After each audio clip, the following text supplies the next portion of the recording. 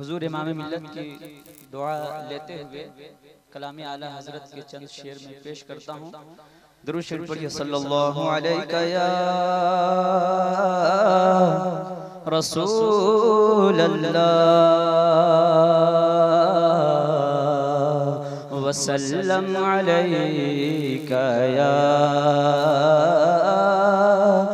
हबीब अल्लाह। शेर मुलाहजा कीजिए। पेश हक़ मुज़दा शफ़ाअत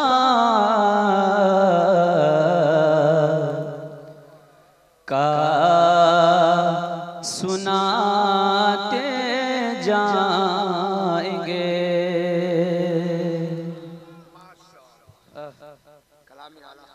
जी माशाअल्लाह। पेश हक़ मुज़दा शफ़ाअत का सुनाते जाएंगे।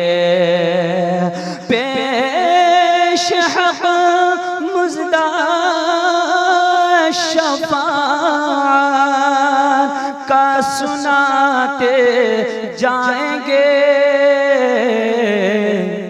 जी आप रोते जाएंगे,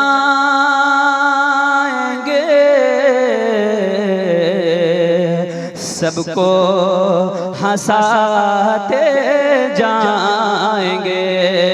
आप रोते जाएंगे, सबको हमको हंसाते जाएंगे। और ये भी शेर कि उस अते दी हैं खुदा ने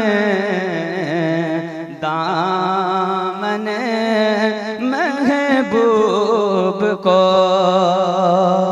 उस अते दी हैं खुदा ने अरे दामने महबूब को। अरे जुर्म खुलते जाएंगे